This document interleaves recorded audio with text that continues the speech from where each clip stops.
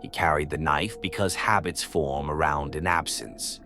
The bartender kept it tucked under his apron, a plain chef's knife with a chipped tip and a smooth handle that remembered another hand, his brother's. The missing person flyer still lived behind his license, creased and sweat-softened. No one called anymore. Asheville moved on, he didn't.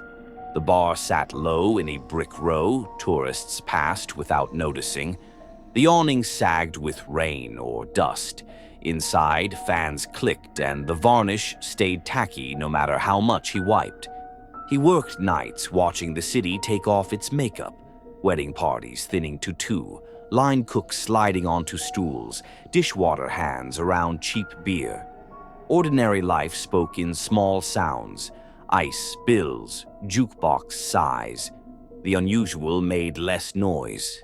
Lately, he'd felt another current under the usual flow. Some late-hour regulars never checked phones or asked for TV, ordered beers discontinued years ago, and told the same stories every month. A storm, a trail, a factory that no longer stood. The man in the checked coat never aged. The woman with the crescent birthmark never wore a jacket. He tracked their rhythm, new moons, quiet weekdays, air thinning near closing. The room felt higher, lighter, as if the bar had risen from the street.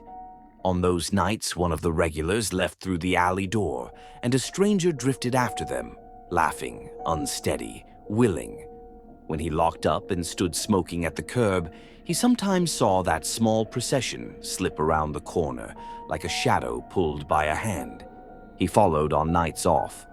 The mountains offered shadows generous enough for anyone determined. He found service doors sunk behind restaurants, stairwells narrow as cracks, arches the color of dried blood.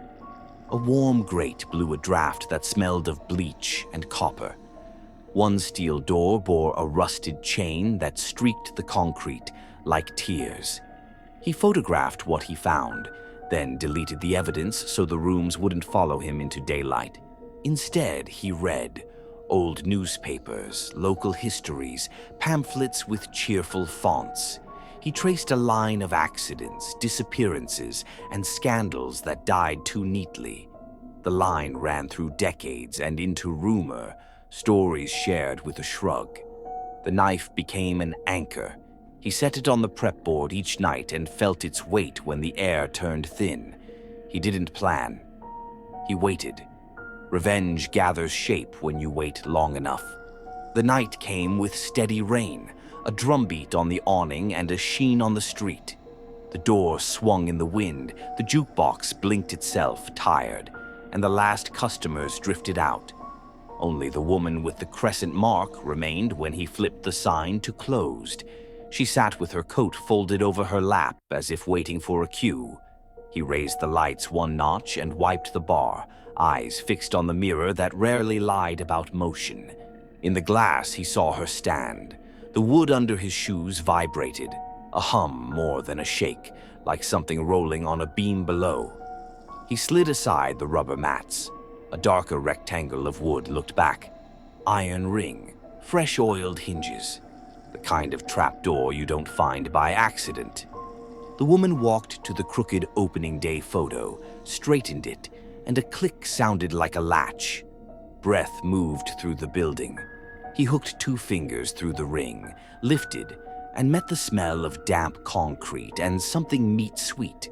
A hum sounded below, far enough to use as a guide.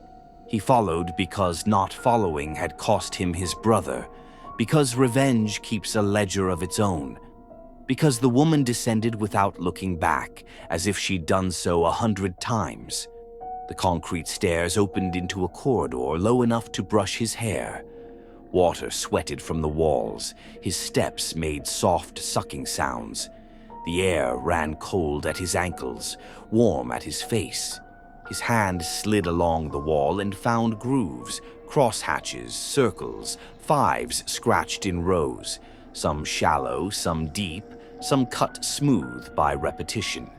The passage turned into a room that had once been a loading bay. You could still see the outline of a garage door poured shut with concrete. A steel table stood against the far wall beside a shallow bowl and a ledger. Candles burned in glass cups around the edges, their smoke rising in straight lines despite the draft. A drain sat at the center like a blind metal eye, its grate stained the color of old blood. People ringed the walls, faces half lost in shadow, recognizable only by coats and shoes. The rhythm began in heels on concrete, tap, breathe, and built until the sound filled the walls, giving the small room impossible depth. A panel scraped open. A man stepped through, red clay on his shoes, the mountain kind that clings after rain. He looked ordinary in every measure until you saw how deliberate that ordinariness was. He set the ledger on the table, opened to a ribbon-marked page, weighed it with a coin, and counted bodies rather than faces. Satisfied, he nodded once. The rhythm doubled. They formed a line without a word. Each laid a small token in the bowl. A hospital bracelet, a clipped lock of hair bound with red thread, a photo, a ring, a coin rubbed thin. The mixture made a scent in layers, baby powder, mildew, smoke, iron, that drifted toward the drain even before the man poured liquid from a tin pitcher. The offerings glistened, then dulled as they reached the grate. The drain swallowed the flow with a sound like breath drawn through teeth. The bartender moved at last, knife low, steps quiet. He went to the table not to use steel but to open the ledger, because names make bodies of their own. The man with clay shoes turned toward him and the room's attention tightened. The rhythm settled inside rib cages. He scored a diagonal across the leather cover and opened to the columns marching backward through seasons, names, dates, symbols. Ink faded through the decades. Beyond living memory, entries shifted into another language, marks that looked carved rather than written. He found his brother's name, no notation beside it. Farther up the page, his own last name recurred, centuries deep, recorded without consent. He pressed his thumb to the margin until the paper warmed beneath it. Fire would have been simple, steel easier, but this room made both feel theatrical. The man with clay shoes placed a hand on the ledger. Pressure came not from muscle, but from the way the building had been shaped. Bar above, alley outside, drain centered. The book was a hinge and a mouth. He turned the blade to his forearm. The steel went cold, then warm. Skin opened, blood beaded, ran, and found the bowl. The sound on metal was light as drizzle. The room listened. He didn't pray. He counted breaths the way he had on nights when the bar felt ready to swallow him. In, hold, out, hold. He thought of his brother on the riverbank one fall, pointing at the slow bend where the current revealed coins and keys tossed away to mark time. Maybe the river kept a ledger too. The bowl grew heavy. The man with clay shoes lifted it, poured a bright line toward the drain. It dulled as it met the stained grate. This time the room swallowed in silence. The rhythm slowed, settled.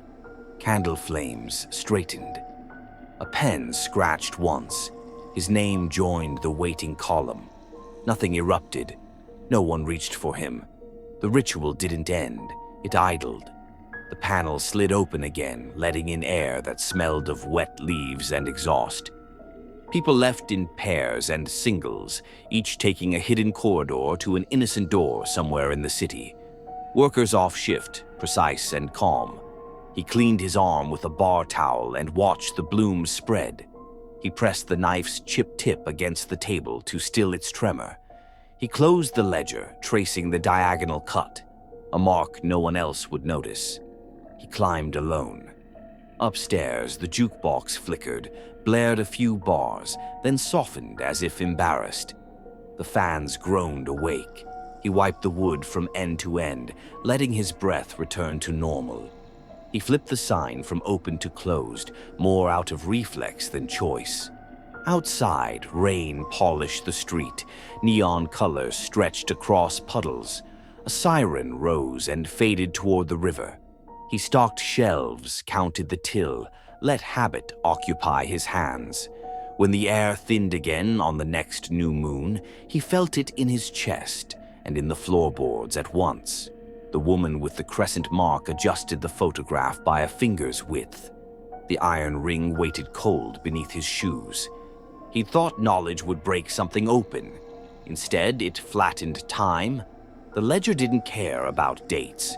It ran backward beyond them into habit and use. The city asked, the city answered, both with the same mouth. Prosperous seasons, scandals that vanished, storms that swerved, all part of the same exchange. He imagined leaving, following the highway out of the mountains toward a place where humidity felt lighter, where his brother might stand at the river's bend again. But the road unraveled before it reached anywhere. The river held. On quiet afternoons, he pressed his palm to the floor, feeling the bar's pulse and his own, until he couldn't tell which was which. Maybe no one ever could. The mountains kept their shape by day and changed at night, the way a face changes with thought. He didn't return to the corridor alone, didn't seek the man with clay shoes or ask the woman where she went. He stopped chasing answers that announced themselves and accepted the kind that seep, slow, stubborn, shapeless until visible all at once. The ledger would outlast him. That felt less like a threat than a forecast, a fact you dress for. On the next new moon, the air lightened again. He wiped the bar, checked the door, and watched the mirror. The photograph clicked. The hinge whispered. He lifted the trap door and let the cold air take his skin. He descended without hurry. The corridor smelled of limestone, bleach, and a sweetness without a name. The room waited.